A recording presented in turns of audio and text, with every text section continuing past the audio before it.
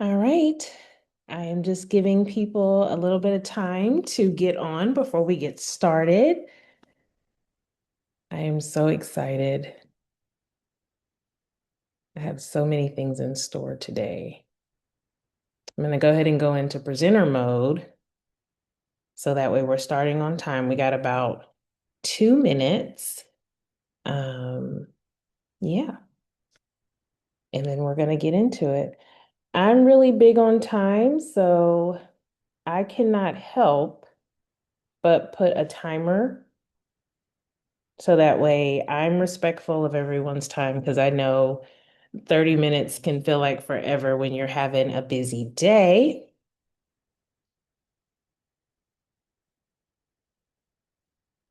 And my screen is shared. I'm going to give everyone a couple more seconds to jump on. In the meantime, I am going to stop my video and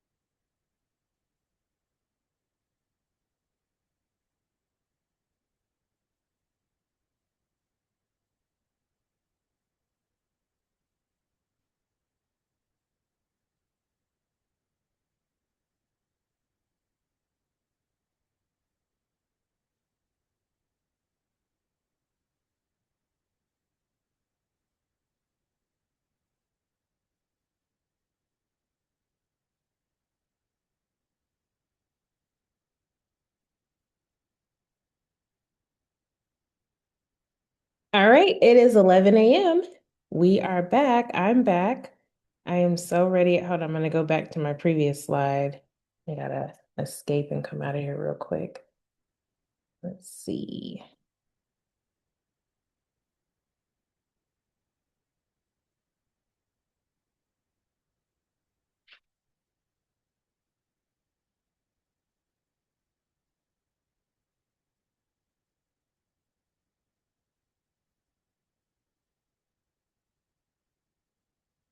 There we go. All right, now we're ready. All right, my name is Naomi James. I am a clinical nurse educator and I am the owner and the founder of Building Better Nurses. And today we are doing the Clinical Instructors Readiness course. It is a 30-minute micro learning webinar that I created specifically for a LinkedIn event. And I am excited to jump right in. So, just a little bit about me. I have been in clinical practice as a registered nurse for 15 plus years. I am a certified academic clinical nurse educator. I am a certified post anesthesia nurse. And I'm also a 2023 Go Red for Women campaign survivor.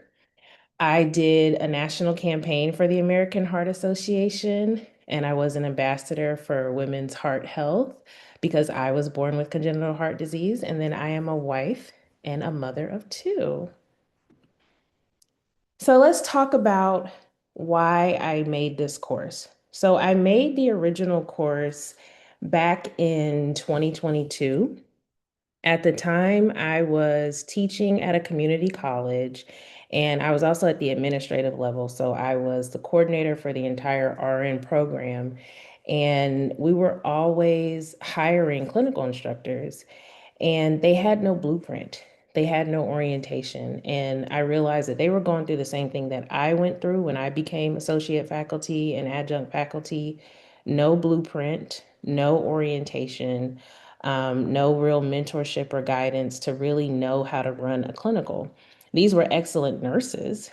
They had great clinical background, but they really did not understand kind of what it takes to teach the clinical. And so I wanted to make sure that I had a way of helping to guide them do just that.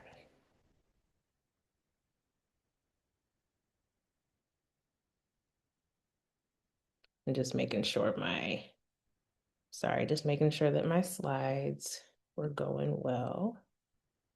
And I have some people to admit. I'm just taking some time admitting people. People are joining, and I want to make sure that I'm admitting them as we're going because we already got started. Welcome, welcome. I'm just going to ask everyone to mute. You can turn your cameras on, but I'm going to ask everyone to mute as I'm going forward. Okay, let me jump back in. So, yeah, I was coordinating and I was teaching a lot of clinical instructors. And I just realized that at the end of the day, they needed help. They needed to know, how do I get my day started? How do I plan my day with my students? What am I supposed to do to really help my students get ready for the day? How do I plan?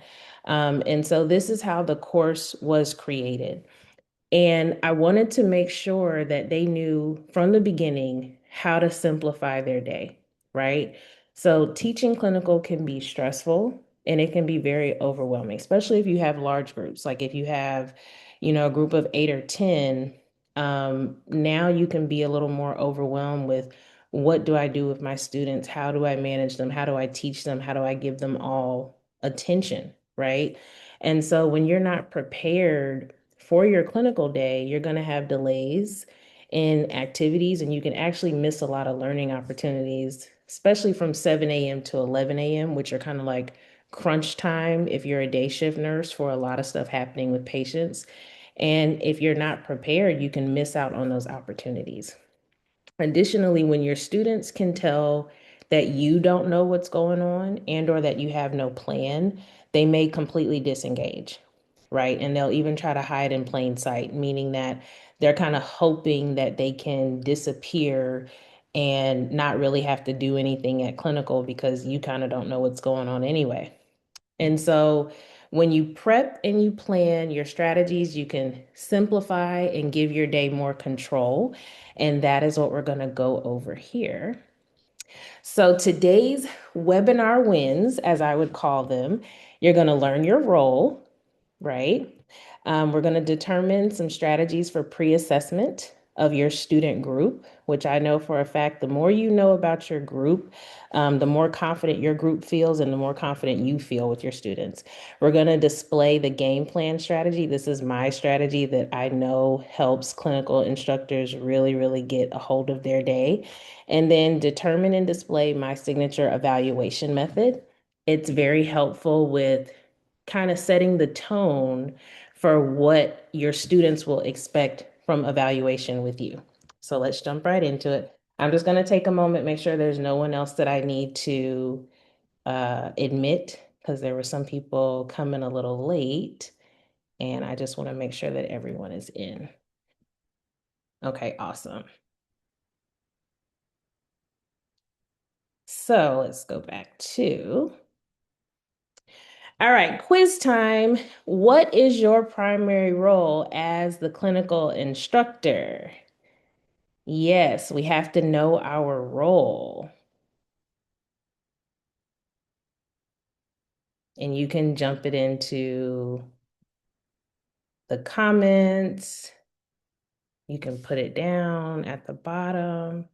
I don't know why, for some reason, I can't see the comments on this page. I might have to go back out of this page again so that way I can see. Can you guys still see my screen? Oh, it's saying you guys can't see that. Okay, let me see.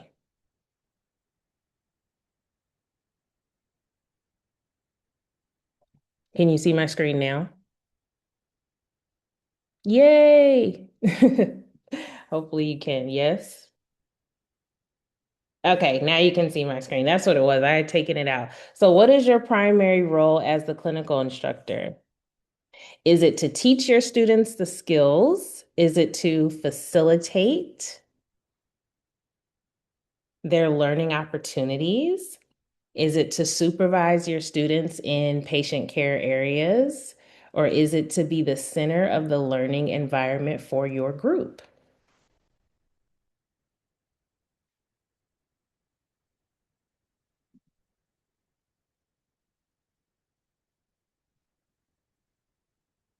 And I'll give you a couple of minutes, couple of seconds, really.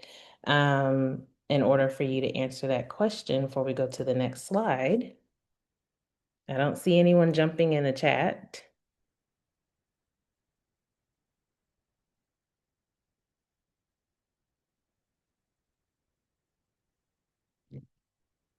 Okay, so let's say you chose one of them or all of them. Honestly, you would be right either way because you have a large role as a clinical instructor.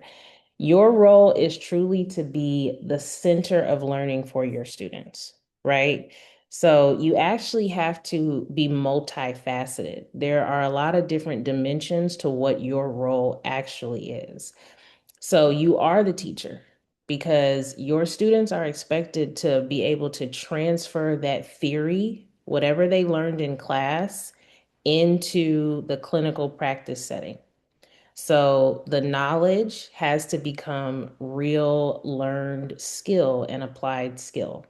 And so you are responsible for either teaching them the skill that they acquired or teaching them the process of implementing that skill in patient care. You're also the facilitator. So, as the facilitator, you have to seek those learning opportunities and you have to engage your students into those learning opportunities and give them the ability to flourish in whatever learning opportunity that they have. You're also the supervisor, right? This is a big one. And sometimes clinical faculty can get lost in this one, but the truth is that you're in high risk patient care areas.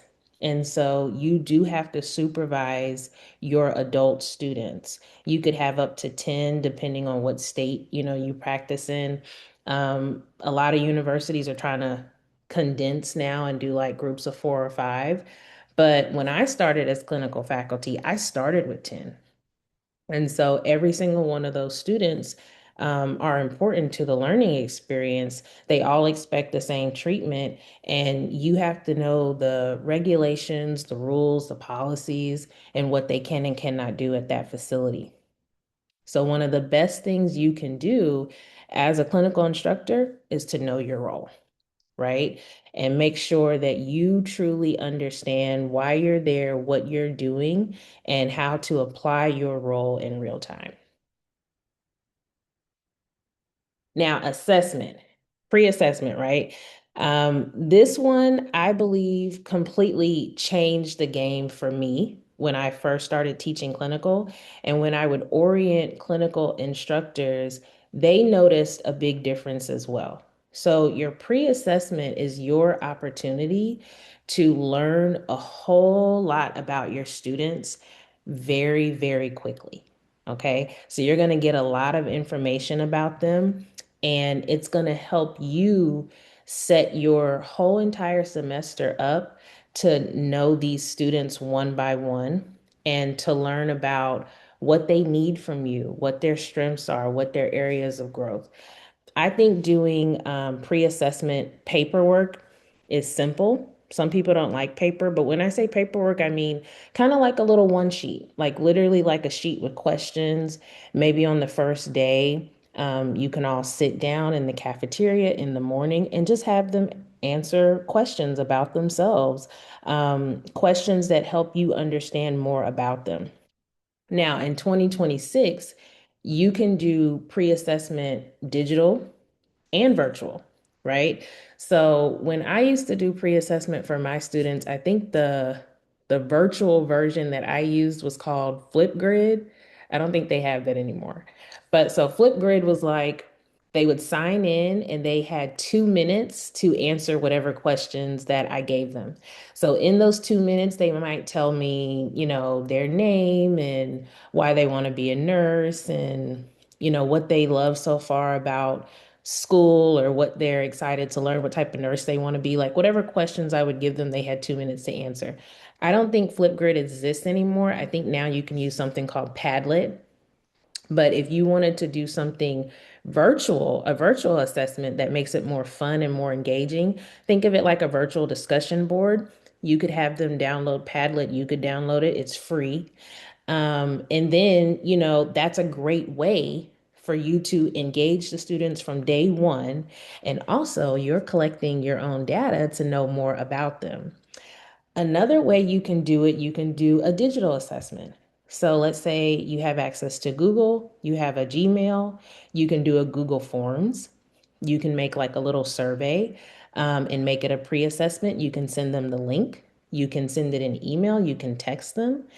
And then in that pre-assessment, again, you can ask those simple questions, those easy questions, to where you get to know more about your students. Because once you learn your group, you'll be less and less surprised each day that you're with them. You won't be in a jam because you already know what they need and you already have some ideas of how you want to help them. So here are some simple questions that you could put in your sample assessment. I think it's always good to know, do they have a job?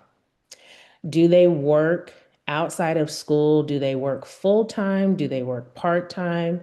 Because again, as the weeks start rolling, your students will start being a little more human. They might have bad days, they might have days where they're late. And so, knowing a little bit about what's going on with their life outside of nursing school can just help you better understand them as well. Knowing what areas of nursing that they want to get into. I think this is a great one because, again, now you have more insight of where you can place them.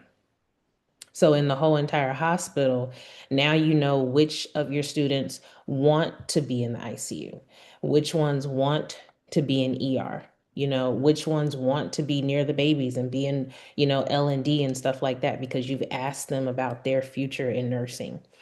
I think asking them about skills. So I put in there, list three of your favorite clinical skills that you like to perform. So this one can be funny, especially if you do it virtually and make them do it on camera.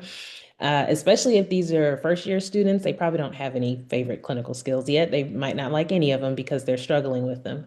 But if you have second year students, or if you have students that are more developed and closer to graduation, this is a good question because it makes them really think about it. It makes them really think about, well, what clinical skills do they like to perform? You could even ask them which ones they don't like to perform and why, because that'll help you understand, is this something that you could possibly help them with? Right? Is this something that they might need more help with? Or is this just something that even if you taught them a better way to do it, they just don't like it? For example, till this day, you are probably not going to find me do an NG tube on anybody. I can't stand it. I never could. And it's not that I don't know how to do it, it's just not my favorite skill. So I like that question. I think it can be fun. Um, and then what areas do you need help in most? This is just another sample question, and you can make up your own. But I always think your pre-assessment should have some involvement of growth. I think it's good to stay away from weaknesses because the truth is that students, especially nursing students, they're already struggling with confidence. And so sometimes when you put the weakness word out, it can expose them in a way that makes them a little too vulnerable. So I think, where do you need help and where do you need to grow? Those type of pre-assessment questions can cue you into easy ways that you can help them in the clinical setting because they've already let you know where they're struggling. That makes sense. Any questions? I'm just checking my participation for people coming in because I don't want to miss anybody. And if anybody's trying to come in, I want to admit them and make sure that no one's in the waiting room while we're going forward. All right. So, the clinical day game plan. This is a tried and true strategy that I created. I always am in a coach's mind. So when I walk into clinical, it is like game day. Like, we are here. We only got 12 and a half hours. We have stuff to do, whether it's skills check off, whether it's evaluation day, whatever it is, this is game day. And so my students are almost like players right? And I'm like a coach with like the coach clipboard, and I'm trying to figure out where are my players going to go today? What am I doing with them today? Where am I going to put them and why? So the clinical game plan strategy is my way of helping you start to think about where you're going to put your students and what you're going to do with them. So, what units do you have access to? What are the learning objectives for your students? Like, what is the goal for this clinical? Not just the day, but even when you widen the view and think about what is the goal for the rotation, right? What is it that they need to accomplish by the end of the time that they're with you? Whether they're with you for 8 weeks, 10 weeks, or 15 weeks. What are we trying to accomplish? And then the expectations and the standards. So knowing kind of what your students can and cannot do, I think this is really, really good for your game plan as well, because it gives you a strategy. So that way you kind of know, okay, even though we might have some of these learning opportunities, if the students aren't there, it might not be safe. So part of your game plan strategy can be simply understanding where you want to put your students, what you can do with them, and what you have access to. So when I created the plan, it started with location, right? Where? Where are my students going? What units can I put them on? And then the amount. And that's because you can go to a hospital and you might not have access to the whole hospital, right? And or you might have to have the whole hospital to utilize your students. It just depends. There have been times where I've been assigned to a hospital with students and we could only utilize 2 units, like sister units, right? And so my whole entire group of 10 had to be on sister units on like the left wing and the right wing. And that's all we had all day. And then there are other times where we might be assigned to a facility and the sister unit can't support a group of 10. And now they have to spread us out through the whole entire hospital, right? Or the manager is like, well, we can't support these students today. Sorry, nobody emailed you. You'll have to go, to this unit or that unit. And so starting with location, that's the key part. Where can I put my players? Where can my students go? And how many of my students can safely be in that area? And then your resources. What resources do you have? Can you work with nurses?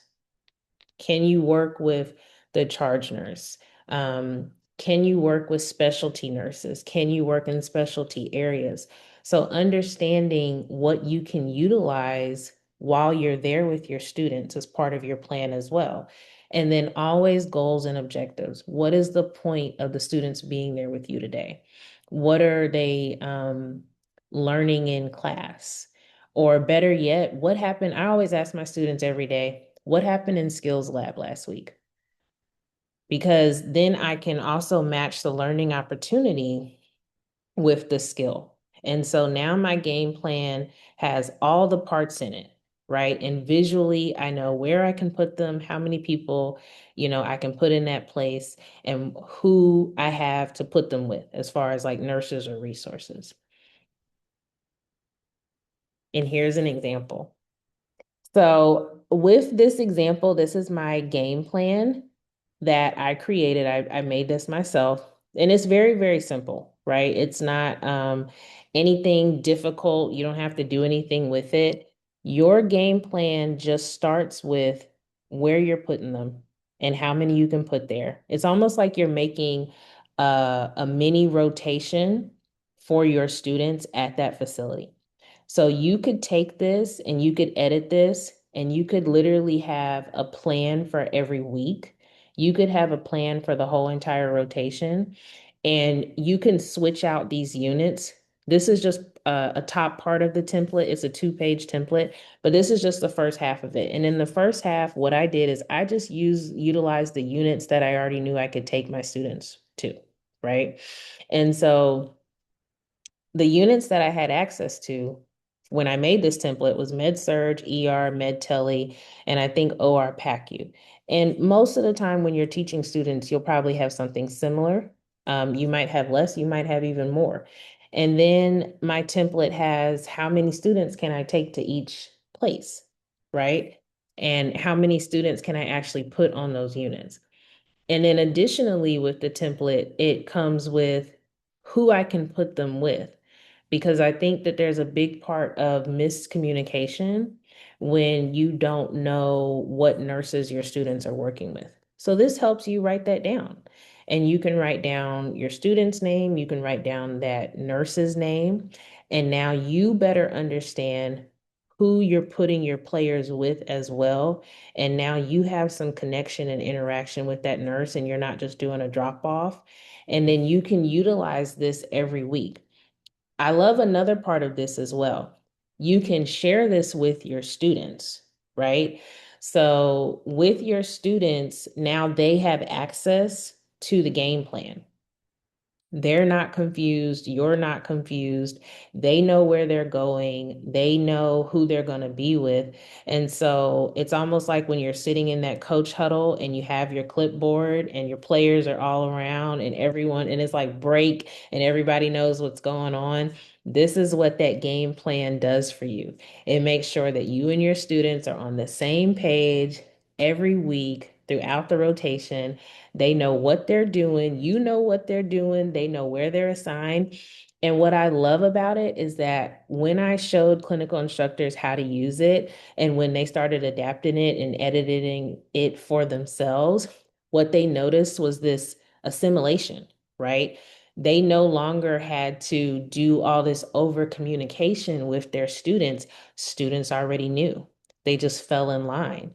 And so by week 2, week 3, the students knew to report here, report with this nurse, report on this unit. They knew when their instructor was going to be there, and it's just seamless. And you can't put a price on that as a clinical instructor with all the things you have going on when you can have seamless communication between you and your students. Okay, so my last thing, I call it show and tell. This is my evaluation method, right?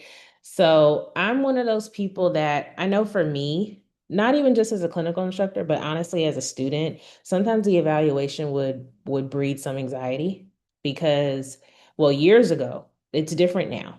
But years ago in clinical, when you were being evaluated by your clinical instructor, if you did not meet performance standards, they could and would fail you. And so I have realized that students still heavily carry that anxiety. They don't want to be failed because of one thing that they did wrong. So what I learned and what I've done and what I have shared with other clinical instructors is that there is a very simple way to decrease this anxiety, right? And increase your students' ability to engage with you more and actually be excited and be ready for evaluation in the clinical setting. And I call it show and tell. So, what you're actually doing, and it's great if you can do it within the first week or two of your clinical rotation with your students, is that you're going to let them evaluate you first. Okay. So what you're going to do is you are going to either do a patient assessment, so like a head to toe assessment with your students, or you're going to do a skill. Whatever works for you. I honestly think it doesn't matter which one you choose. It's just whatever you are more comfortable with, right? And so for me, I love a head to toe assessment because I get to kind of do two things at once. I get to show my students how I properly assess a patient, and then I also give them a lot of room to evaluate because an assessment of any sort, whether you're doing a focused assessment on the part of the body or whether doing a whole head to toe, assessment is key for students to evaluate you but it's also just key to give them the opportunity to actually see how something is done correctly. Okay. So it's one that I highly recommend. But again, if you don't want to do the head to toe assessment, you could do a focused one, or you could do a skill like placing a Foley or doing an IV or something like that. And so your students are assessing your performance and they're assessing what you're doing. And what I do is I'll take, let's say I have 10 students, I won't bring all 10 into the room. Typically, I'll bring 3 or 5 at a time. And so let's say you do half, let's say you bring 5, and I'll assign them different roles. My slides got cut off. I'm sorry. When I email this out, it'll actually say all the different roles that you can give them, but you'll assign them a role of how they're going to evaluate you at that time. Okay. And so, role number one, you can have someone be the timekeeper. And so they can actually keep time of how long it takes you to do the skill. Role number two, you can have 1 or 2 people observe, and then you can actually have them write down every single thing that they watch you do, right?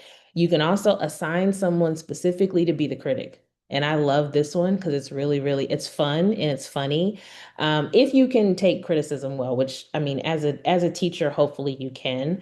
But when you assign someone to be your critic, now they're locked in and they are going to try to look for everything you do wrong, right? Which is even better because they're focusing even more. Okay. And then you assign someone to kind of be like your, when you watch the game shows and you can like call on a friend or something. So you assign a student as the person who you can call on if you need help, right? So while you're doing the skill, while you're doing the assessment, they can jump in and help you maybe go get something, maybe help you turn the patient, whatever it is. And what I love about this is it brings your humanity back as the educator, right? And it reminds you how challenging it can be to be evaluated. And it brings, you ready for this? Trust.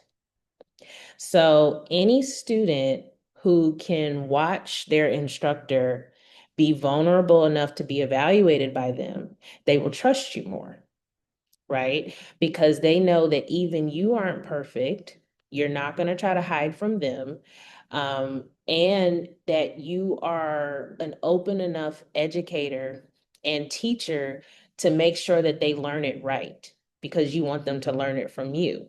So, and it sets the tone. It sets the tone for this is how you do it, and this is how you properly evaluate someone. And then when you're done, you can discuss it. You could actually even use the evaluation rubric. And so I've had some clinical instructors that were like, you know what? I took it a step further. I actually brought the evaluation paperwork and had them actually use it and had them actually grade it and actually grade me while I did it. And they always got really, really good response throughout the semester because now when it was the students' turn to be evaluated, they knew what to expect. They weren't scared and they were ready to show their best because you led the way. You were the instructor, you're the teacher, and you led the way of this is how you do it, but this is also how you evaluate someone. So that is my tried and true show and tell method for evaluating that I highly recommend. And I just love when I hear really, really good feedback and reviews from clinical instructors who have tried it. And every year, every semester when I did it, it always kind of just set the tone and set the bar with students for how evaluation is supposed to be done. And more importantly, that me as an instructor, I value them enough to receive their feedback on me. And you know what? The truth is that it might not always be good either. Like sometimes your students, I mean, these are adults, sometimes they will critique heavily. Oh yeah, especially if you make a mistake, they are coming for you. And that's okay. That's fine. You're a human being and you're going to own it. And you're going to be responsible enough to not pretend like they didn't see you, but just to let them know kind of everything that happened. Okay, so my timer went off. We're already over the 30. I have just a couple of more things. And questions and insights. What is working in your clinical groups? If anyone wants to comment in the chat.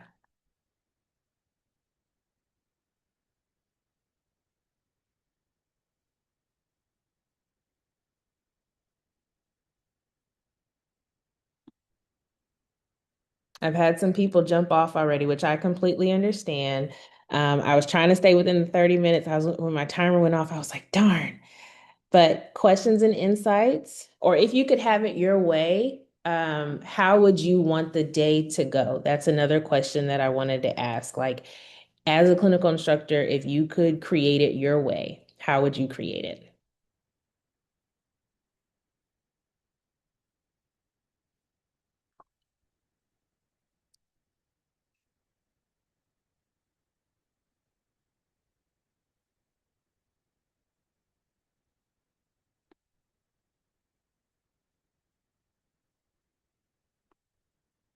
And you can feel free to turn your mics on. You can turn your cameras on if you want to say anything. If not, that's fine too. All right. We have a couple more minutes. I do have a surprise for you, and I have a free digital download. I'm going to put it in the chat now. Let me make sure let me paste it. Let me know if you see it. I just put it in the chat. And so this is my clinical instructor's readiness guide. I am offering it free to everyone who stayed on the call today. I'm so excited about it. I made it years ago. I've revamped it, and it comes with the template. It comes with the clinical game day plan template that I created that you can edit, you can use, you can put it into Microsoft in Office. So that way you can change the colors, you can change the units, you can put the student names in there, you can put the nurses' names in there. And then now you have a tool that gives you your control back. It gives you your confidence back that you know where you're going to put your students, where you're going to put your players, what you're going to do with them when you take them to clinical. And so I'm offering that today. I also have my full course. So I created this course back in 2022, and it's actually a full 5-day course that I've decided to condense from asynchronous, no modules and click the none of that. This is a live course, 90 minutes of me actually teaching the course live. It comes with Q&A, right? So you'll get the live class, you'll get the digital download guide with the template, you get the Q&A session with me. I'm going to record the class so that way you can recap it on your time. You will still get access to the digital course in my Teachable platform. If you like the modules, if you like the slides, that's great. I don't want to eliminate that, but I wanted to offer this as a true live experience because that's what most clinical instructors want. They want to feel like someone is there helping them. And then for bonus, this is for today. For bonus, if you want to do the course, you get a one-on-one private coaching session with me. So typically this course is $120, but I'm offering it today for $90. If you are interested in taking the class, you can email me and I will give you the link and the information for you to sign up.